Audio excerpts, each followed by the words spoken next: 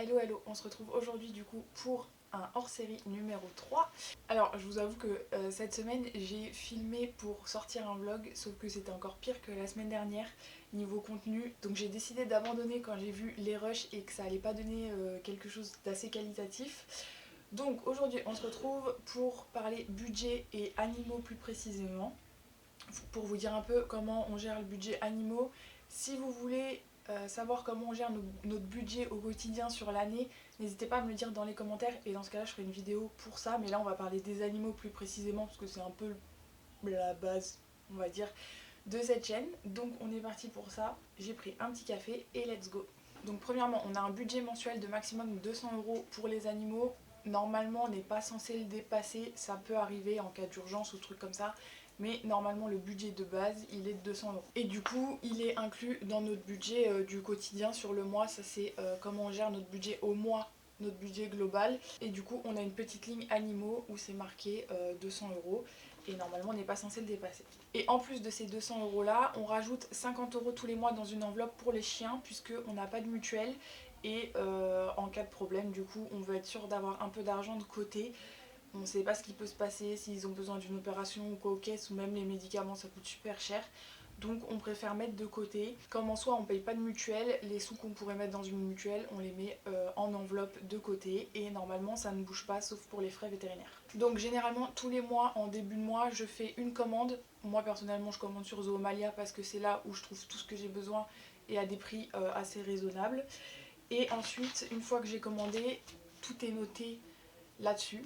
Donc là pour l'année ça me fait 4 pages remplies. Et du coup c'est catégorisé au mois avec ce que j'ai acheté exactement, les quantités, puisque je pourrais très bien prendre 2 sacs de croquettes et bah, dans ce cas là je le marque. La catégorie, c'est-à-dire qu'on a nourriture, autres, les frais de port que je prends en compte aussi puisque je commande sur internet, la litière, tout ce qui est aménagement, les frais vétérinaires aussi qui sont notés. Donc tout est reporté ici au mois. Donc là j'ai le mois de noté, tout est écrit et à la fin j'ai le total du mois pour savoir à peu près où on en est. Et s'il reste du budget sur les 200 € à la fin du mois, c'est pareil, ça part en enveloppe, mais cette fois-ci pas l'enveloppe pour les chiens, l'enveloppe spéciale animaux. Donc admettons sur les 200 € on a dépensé que 150, il reste 50, les 50 vont partir en enveloppe pour tout ce qui va être plus gros projet. Par exemple quand on a fait l'enclos des lapins, ça a été pris dans cette enveloppe là parce que du coup c'était des sous qu'on avait de côté pour les animaux. Là il y a l'enclos des cochons d'Inde qui doit arriver. Cette année on a payé le clapier des cochons d'Inde, le troisième. Donc voilà, c'est aussi à ça que ça sert. Ça reste dans le budget animaux mais ça sert on va dire au plus gros projet. Et du coup hier j'ai clôturé le budget de l'année et je vous ai fait un graphique comme ça, c'est un peu plus visuel même pour moi pour savoir où on en est. C'est un petit peu plus visuel donc je vais vous montrer ça tout de suite. Donc ce graphique, si jamais vous voulez reprendre la même idée, vous pouvez le faire sur Canva gratuitement sans problème, c'est hyper simple et tout déjà. Alors du coup nous ici c'est répertorié en fonction des animaux en priorité. Donc on a chien, cochon d'Inde, lapin, chèvre, poule. Et ensuite j'ai fait 3 catégories. Une catégorie donc litière puisque la litière elle est mélangée pour les poules, les lapins et les cochons d'Inde, les 3 s'en servent, donc j'ai fait une catégorie juste pour ça. Dedans il y a aussi le foin et la paille.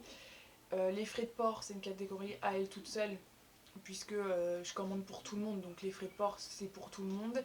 Et animaux, donc ça c'est l'achat d'animaux qu'on a fait cette année. Pareil, c'est une catégorie à elle toute seule. Et du coup là le graphique il est pas mal pour voir dans quelle catégorie on pourrait faire des économies. Là par exemple ce qui nous coûte le plus cher à l'année c'est les chiens. Mais je vous avoue que j'ai regardé, on va pas faire grande économie dessus. Le plus cher c'est la nourriture.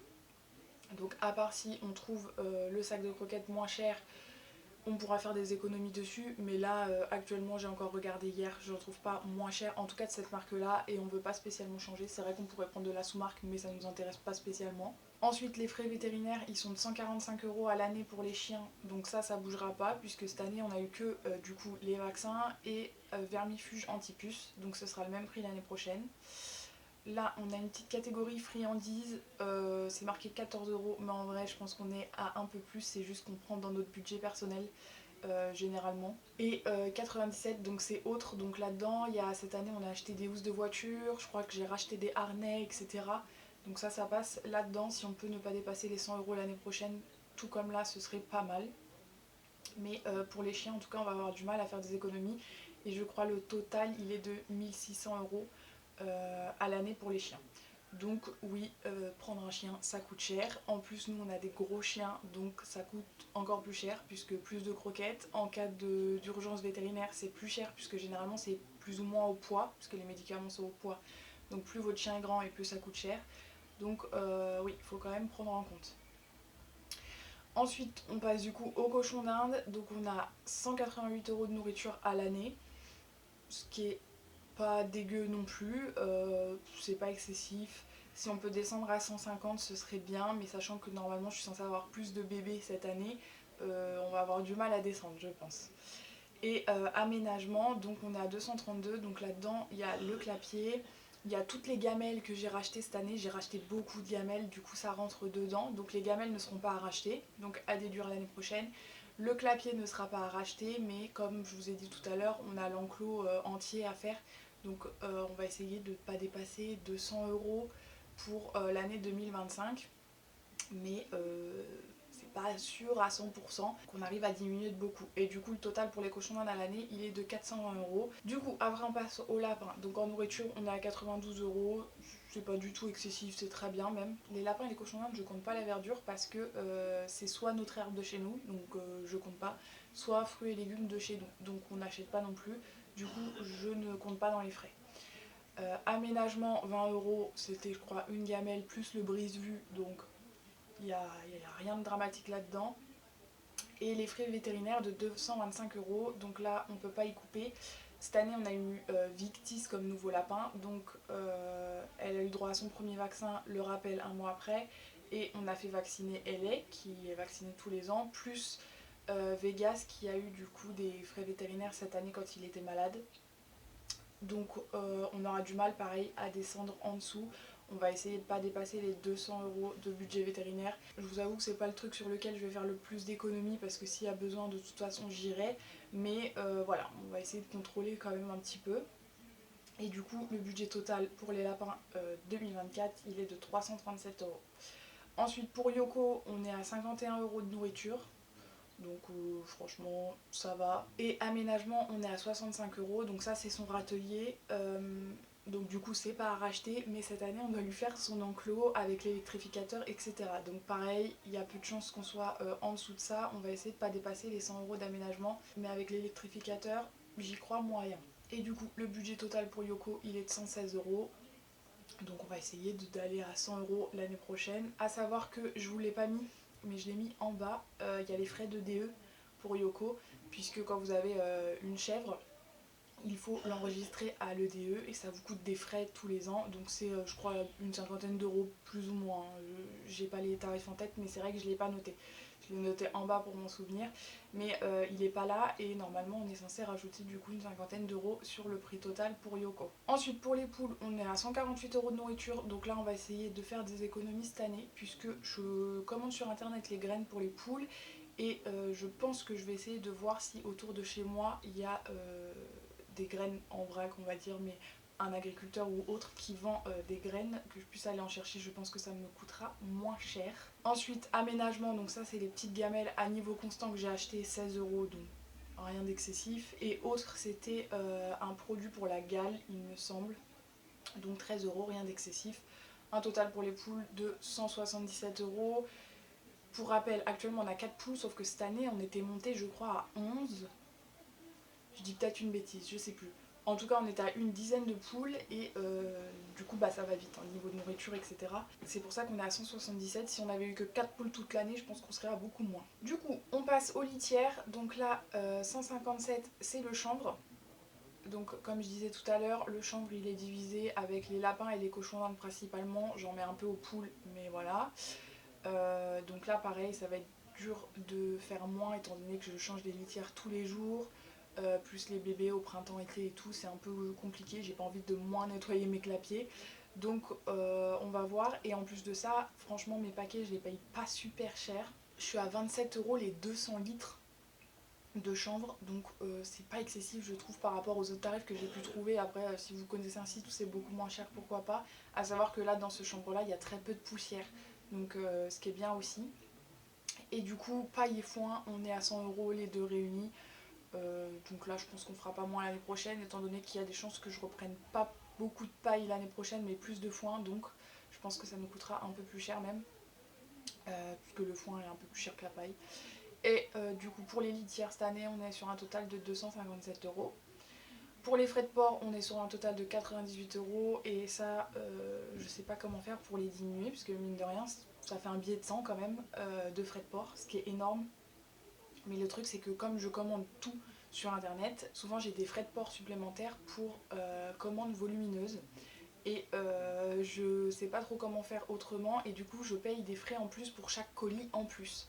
Donc je me dis, si déjà j'ai plus les graines pour les poules, puisque je vais essayer d'aller chercher vers chez moi, ça me fera des frais en moins. Je sais que les granulés pour Yoko je les ai trouvés moins chers dans un magasin près de chez moi, donc il y a de fortes chances que ça du coup ça fasse en moins. On va essayer de diminuer et en tout cas de pas faire plus que ça l'année prochaine. Mais comme vous voyez c'est difficile de trouver des endroits où je peux réduire le budget, parce que en soi, le principal quand même c'est l'alimentation, et je vais pas leur faire un régime, ce serait un peu bête, donc ouais c'est un peu compliqué. Et niveau animaux, donc ça c'est les animaux qu'on a achetés cette année, donc on a repris des poules, je crois qu'on a racheté 4 poules cette année. On avait racheté Volt, Victis, Blanche et Nova, donc 5 animaux, on a 95 €. On va essayer de pas dépasser les 100 € l'année prochaine aussi, 2025, puisque on va de toute façon reprendre des poules, parce que là on en a plus assez et qu'en plus de ça elles ne nous font plus d'œufs. Donc on va de toute façon reprendre des poules, et j'essaye toujours de trouver les lapins que je voudrais. Donc voilà, en tout cas on va essayer de pas dépasser les 100 € l'année prochaine. Et du coup tout ce que je vous ai dit là, je le noterai, de toute façon ce sera dans la vidéo, mais moi je me le noterai pour faire un point dans un an, voir ce que j'ai réussi ou pas réussi à faire. Et du coup notre total à l'année, cette année il est de 2669 €. Donc ça nous revient à peu près à un budget de 222 € par mois. Donc comme vous voyez on dépasse légèrement. Mais voilà, du coup objectif l'année prochaine, ne pas dépasser les 2400 €. Et j'ai regardé du coup un petit peu les quantités de sacs, de granulés, de croquettes, etc. qu'il nous faut à l'année, du coup qu'on a acheté en 2024. Ce sera à peu près les mêmes quantités pour 2025. Comme ça je me dis, si je tombe sur une promo où vraiment il y a des trucs qui valent le coup, autant prendre plusieurs sacs pour avoir ce qu'il faut pour l'année. Et voilà, comme ça je sais déjà ce qu'il faut, ce qui va nous manquer, etc. Donc pour les croquettes on est sur 13 sacs par an, c'est des sacs de 18 kilos. Donc ouais, ça coûte un peu cher, et les 13 sacs du coup ça nous revient à 913 €. Ensuite les granulés pour les cochons d'Inde, on est à 5 sacs de 25 kilos. Les granulés pour les lapins, on est à 4 sacs de 20 kilos. Les graines pour les poules, on est à 8 sacs. C'est environ une vingtaine de kilos, parce que je prends pas toujours les mêmes graines en fonction des prix, mais c'est une vingtaine de kilos, on est à peu près à 8 sacs. Les granulés pour les chèvres, on est à 2 sacs, donc ça je vais essayer de les prendre en début d'année, comme ça pour l'année je suis tranquille, je sais que Yoko a ses 2 sacs de granulés. Et pour le chanvre je suis à 6 paquets de 200 litres, donc ça pareil, si je tombe sur une promo qui vaut le coup, ou un truc où je peux être livrée en gros, je vais voir aussi si je peux faire ça, s'il y a des sites internet où je peux être livrée en super grosse quantité, puisque du coup sur l'année il me faut 1200 litres de chanvre, donc on va essayer de trouver ça. Donc voilà, j'ai fait le tour, j'espère que vous avez compris comment on fonctionne. En soi le fonctionnement est pas très compliqué, on a un budget de 200 € par mois qu'il faut essayer de pas dépasser. Je vous avoue que ça nous arrive de dépasser de 10 ou 20 €, la preuve puisque là le budget moyen à l'année est de 222 €, donc voilà, plus 50 € qu'on met de côté pour les chiens. Qui font office de mutuelle entre guillemets. Et voilà, donc comme vous voyez on fait pas énormément d'extra sur les frais. Quand je vous dis que c'est serré et que du coup c'est compliqué pour acheter l'électrificateur pour Yoko, c'est compliqué, on essaye de pas dépasser, ça fait énormément de frais, 1600 € à l'année, c'est énorme hein, vraiment. Donc on essaye vraiment de faire attention, on privilégie tout ce qui est nourriture. Je vous l'ai pas mis, mais là dans le total pour les cochons d'Inde de nourriture, j'ai calculé la vitamine C avec, puisque j'estime que ça fait partie vraiment de la nourriture, c'est pas un extra en plus. J'ai vraiment calculé et les granulés et la vitamine C dedans. Donc voilà. Si vous avez des questions, n'hésitez pas. Si vous voulez que j'approfondisse certaines choses, n'hésitez pas. Peut-être que j'ai oublié certaines informations. Donc voilà, pareil, si vous voulez savoir comment on gère notre budget au mois, à l'année entièrement, dites-le nous, faut en profiter puisque là on va pas tarder à clôturer l'année 2024, donc si vous voulez qu'on clôture ensemble, faut me le dire maintenant. Et voilà, je pense que j'ai fait le tour et du coup je vous dis à mercredi prochain dans le prochain vlog.